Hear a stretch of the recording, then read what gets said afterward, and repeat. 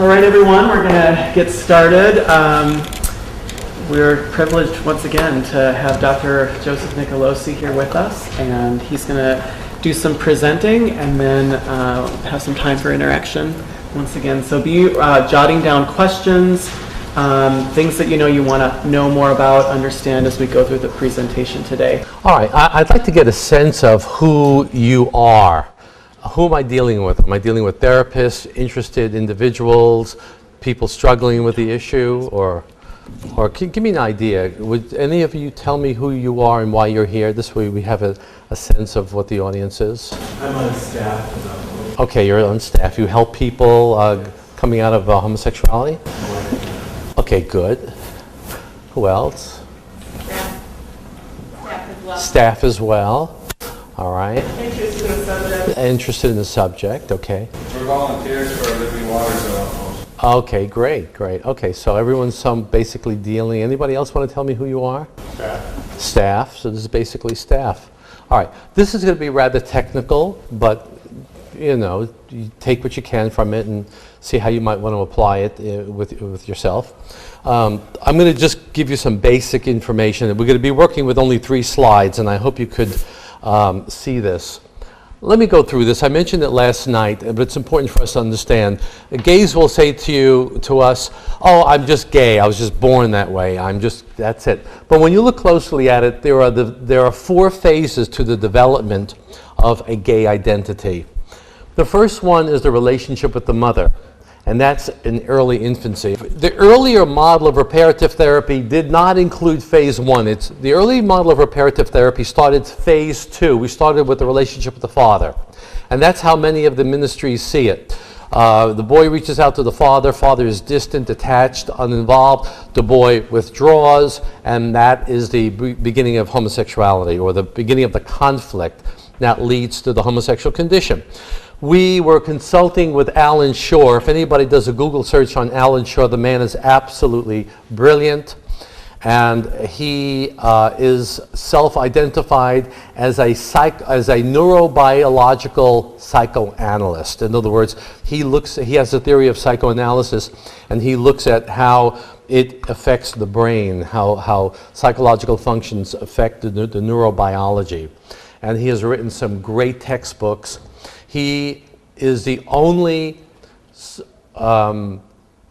clinical psychologist to be invited by the American Psychological Association to give the annual plenary address. In other words, the American Psychological Association every year has a 5-day conference. They choose one speaker for the main presentation. And so Alan Shore was one of those. And Alan Shore we've been working with, and we go and we sit with him, and my entire staff asks him questions. He was very supportive. And I gave him the model of what we were doing, a reparative therapy 1, and I was kind of intimidated by him because he's not a man that's very warm and fuzzy. So I'm presenting to him, and I'm telling him about how the boy reaches out leaves the mother and reaches out to the father, and he's doing this. He's going. So I keep going and going. I figure I'm paying $200 an hour, so let me keep going. And he keeps going, no. So then I stop. He says, no, it goes back to the mother. In other words, he agreed everything with what we said, but he said it starts with the mother. The shutdown, in other words, when the boy encounters the father, and the father is distant, detached, unconnected, the boy dissociates. This is called the defense of dissociation, zoning out, tripping out. Have you ever looked at a person watching television during a commercial? They're zoned out. It's a primitive defense against being malattuned. And he said that the boy was conditioned to zone out, to disconnect from an uninvolved father, and it started with the mother. So let me take a minute what that means. Again, if you're a parent, we're not criticizing parents, we're just talking about the early factors that might contribute to this problem. The mother has a relationship with the son, or the child, but we're saying the son, where she wants to engage the boy. She wants to. So she intrudes herself upon the boy When the child is an infant, the mother looms in, and they've had video studies of this.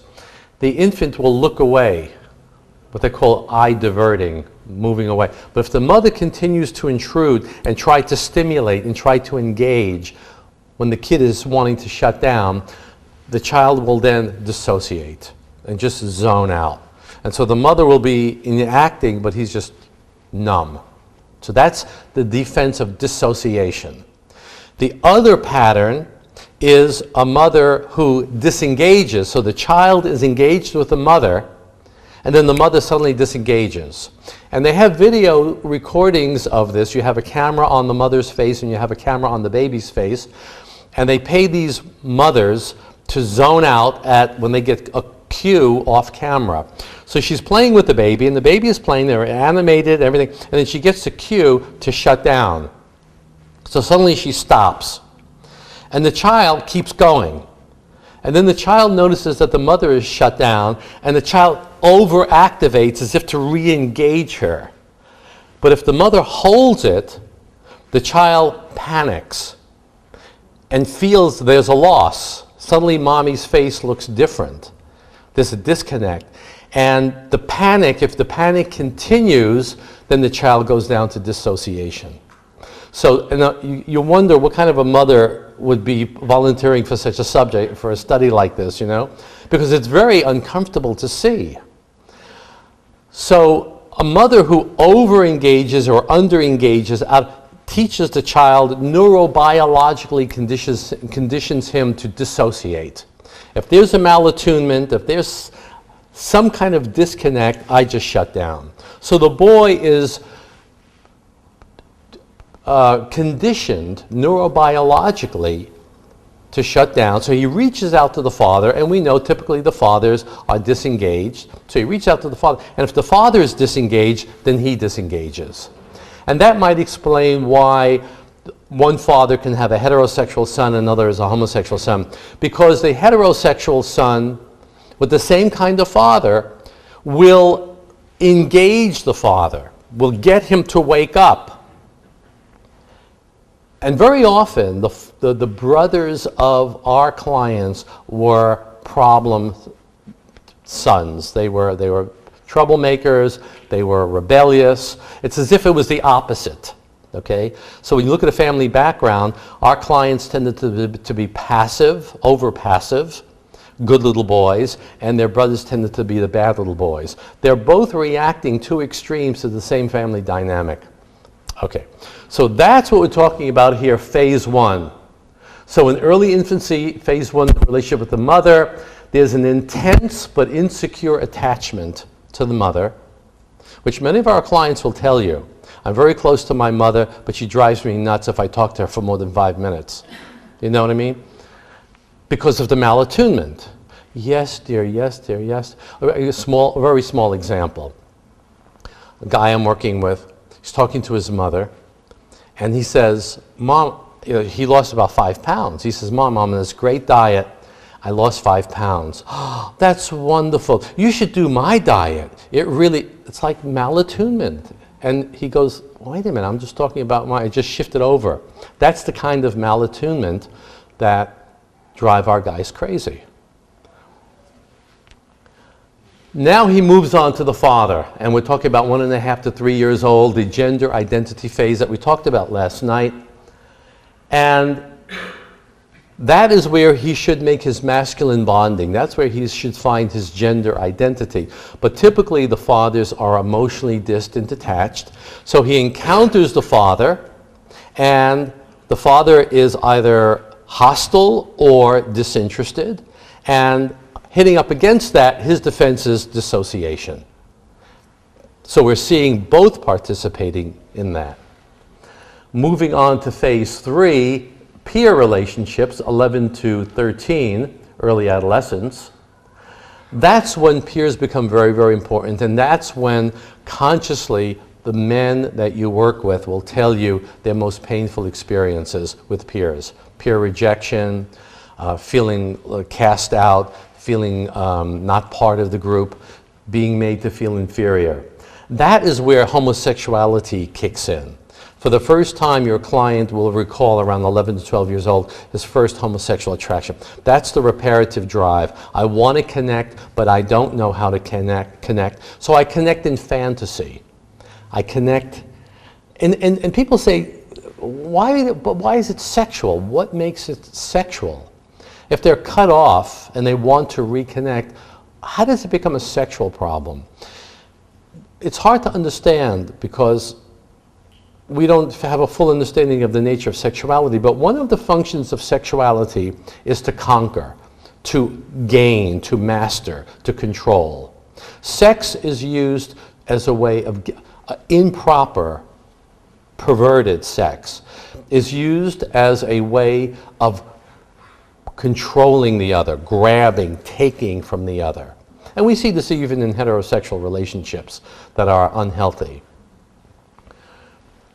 Phase 4 is the relationship with society, and that is from about 15, 16, 17 today, 15, 16, 17, the adoption of the gay identity. And the gay identity, as we've been saying, is different from homosexuality. Gay is a social, political identity. And so it seems to be like a shell, a rationale to justify and to cover up the homosexuality. Because if you know if someone's dealing with homosexuality but he's identified as gay, it's going to be more difficult for him to look honestly at the causes of his homosexual condition. As I said last night, to be gay is anti-intellectual because you never ask why. To be gay is phenomenological. Phenomenological means only studying what the phenomenon, what is, not why it is. Why is a true intellectual inquiry. So you never ask why you're gay. The first problem with the mother was attachment. Attachment becomes a problem with the father of gender. Gender becomes a problem with the peers and it becomes sexual. And then society gives him the good news that he is a member of the gay community. And that happens around 15, 17 years old. As I said last night, about 20 years ago, the vast majority of our clients at the clinic were late 20s, early 30s. Today, almost 50% are teenagers. And why? Because they're being told that you're gay and this is it. So the gay identity is a simple answer for a complex psychological problem. Let's see if there are any questions about this so far. Yes? What if a child, an infant, experiences phase 1, but not the other phases? A normal outcome. In other words, let's say, for example, he has a mother who created the dissociation, but then he had a father who was engaging. So the father doesn't have to hit up against the boy's detachment. So there would be a bonding. So I would say that this would be a guy who would be heterosexual because he bonds with the father, because the father was able to push through the dissociation and engage with him. So he would be heterosexual in identity, but because of his detachment with his mother, he might have difficulty attaching to relationships with women. He might be the kind of guy who sits in front of the television and the wife says, "Hello, are you there?" kind of thing. So I would imagine that scenario. So the fact is you need both mother and father to create the homosexual condition. So you need the two, which is kind of what the early psychoanalysts were saying. But we never understood now on a neurobiological level why the early analysts were saying this. Question? How if the girl who experiences phase 1? Good question. She might become a lesbian. Yes, if that is severe enough, then a girl who has a malattuned mother could, as we talked about last night, that desire for attachment, that desire for consistent emotional attunement could get frustrated and suppressed, and then years later, maybe in adolescence, she meets a girlfriend and it's this intense, intimate, symbiotic relationship which is so deeply gratifying. With the family you know, how you talked about an older brother maybe being more rebellious, but with like the same mother, how is that just difference in personality of the kid, or? Well, I don't know. I mean, well, you could speculate that the mother did not do that with the other boy. Now, you might consider the fact that maybe when the heterosexual boy was in his infancy, the mother was emotionally healthy. And so she was attuned and everything was fine. But then when the other boy is born, she goes through let's just say she goes through a marital crisis. All right? So she's playing with the baby, and then she becomes distracted about her marriage, frustrated or depressed or something. So she cuts that out and she starts preoccupying herself with her marriage or an illness or some other crisis in her life. And then she goes back to so her on and off, back and forth, may become a problem during that period of time with that child, but not with another. This is one of the characteristics that we find with our clients. They're dealing with homosexuality, but there's this background feeling that I am out of control in relationships. I am always looking to others. This is part of the homosexual condition. I'm always looking to others to tell me what's to be expected. I'm always looking for clues about where I stand. There's not that solid sense of, I know what I want in this relationship.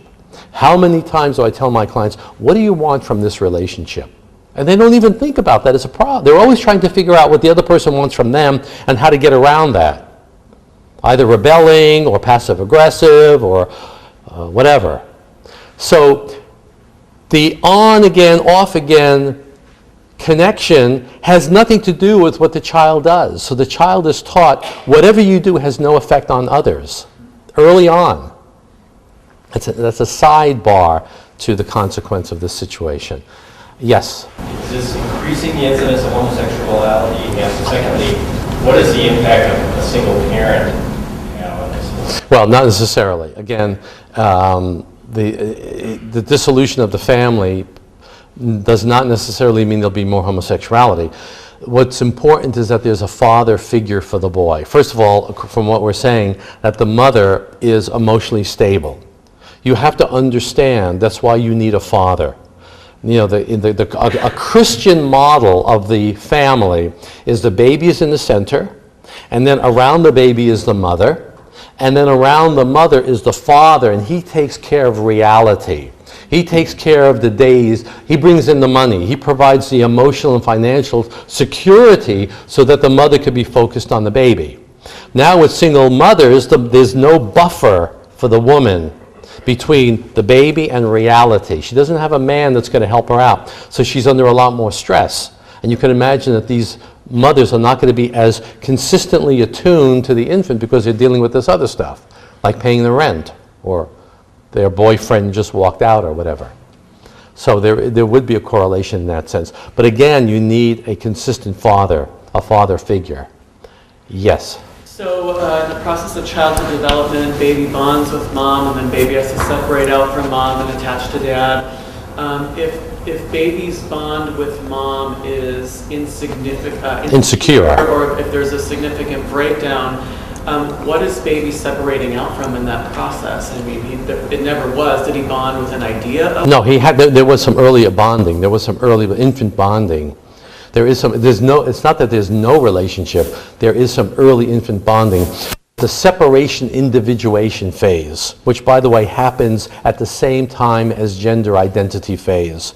This is important for us to understand. The gender identity phase for the boy, which is to say his awareness of being a boy, happens at the same time of separation individuation from the mother. So it's his maleness and mommy's femaleness, the difference between that helps me become my own person. But if there's an over-enmeshment, if there's a blurring of boundaries, if I'm not sure where mommy ends and I begin, then my sense of masculinity as distinct from her is blurred. It's not clean. That's where you need the father to come in and slice it and say, you're on this side with me. And the kid gets that objectivity. Now I can see mommy as a woman and she's different from me. That sets up, now that's very interesting because we said for the homosexual, men are objects of curiosity. For the heterosexual man, women are mysteries and objects of curiosity. Because when he disidentifies with the woman, now she is other than him. And that's going to set up a curiosity. Women are interesting. What is it about women? See, because now he wants to go back. So if you look at it as a swing, he moves away from the feminine in order for him to be able to return to the feminine as a man. The homosexual never did that completely. Yes?